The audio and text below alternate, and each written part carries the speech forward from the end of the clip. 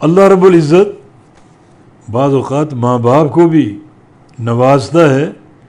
بچوں کی نیکیوں سے، یہ بھی اس کے فضل کی علامت۔ چنانچہ مسند احمد میں حدیث ہے کہ ان اللہ لیرفع الدرجۃ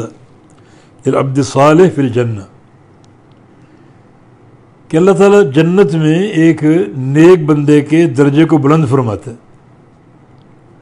اس کو ترقی دیتا ہے، رفعت دیتا ہے، اور اس کے درجے کو اونچا کرتا ہے۔ فیقول، وہ بندہ کہتا ہے، یا ربی انا لی ھذا، یہ مجھے ترقی کیوں ملی، میرا درجہ بلند کیوں کیا گیا؟ فیقول، تو اللہ تعالیٰ فرمائے گا، باستغفار والدک لک، تیرے بچے نے، تیری ذریت نے تیرے لیے استغفار کیا تھا، مغفرت کی دعا کی تھی، ہم نے وہ قبول کر لی، اور اس دعا کی برکت سے تمہارے درجے میں رفعت عطا فرما دی، تمہارا مقام اونچا کر دیا اس دعا کی برکت سے۔ تو یہ صالحیت، نیکی، باپ کا نیک ہونا اولاد کے کام آ رہا ہے، اور اولاد کا نیک ہونا باپ کے کام آ رہا ہے۔ وہ نبی علیہ السلام کی معروف حدیث ہے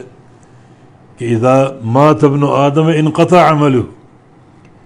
جب ابن آدم فوت ہوتا ہے، مر جاتا ہے، تو اس کے عمل کا سلسلہ منقطع ہو جاتا ہے، رک جاتا ہے اور تھم جاتا ہے، الا من ثلاث، مگر تین عمل جاری اور قائم رہتے ہیں۔ من صدقۃ جاریہ، بندے نے کوئی صدقہ جاریہ کیا ہو تو جب تک وہ عمل جاری ہے ثواب ملتا رہے گا۔ او من علم ينتفع به، یا اپنے پیچھے علم چھوڑ گیا جس سے نفع لیا جا رہا ہے، کوئی کتاب لکھی، کوئی شاگرد تیار کر دیے، اور وہ کتاب لوگ پڑھ رہے ہیں، اور وہ شاگرد آگے پڑھا رہے ہیں اور اس علم کو نشر کر رہے ہیں، تو جب تک یہ سلسلہ جاری رہے گا وہ اجر پہنچتا رہے گا۔ اور تیسری چیز، او ولد صالح یدعو لہ، نیک بچہ، نیک بیٹا جو اس کے لیے دعا کرے۔ تو یہ یعنی شریعت کی سماحت ہے۔ ایک کنبے میں باپ اور بیٹا ہے تو باپ کی نیکی بیٹے کے کام آ رہی، اللہ تعالیٰ قیامت کے دن بیٹے کو ترقی دے کر باپ تک بھیج دے گا، اور باپ کے عمل کو کم نہیں کرے گا، اور بیٹے کی دعا اور بیٹے کی نیکی باپ کے کام آ رہی کہ اللہ تعالیٰ نے بیٹے کو باپ کے لیے صدقہ جاریہ بنا دی، وہ استغفار کی دعا کر رہا ہے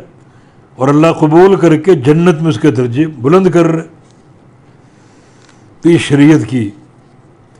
بہت بڑی برکت اور سماحت ہے۔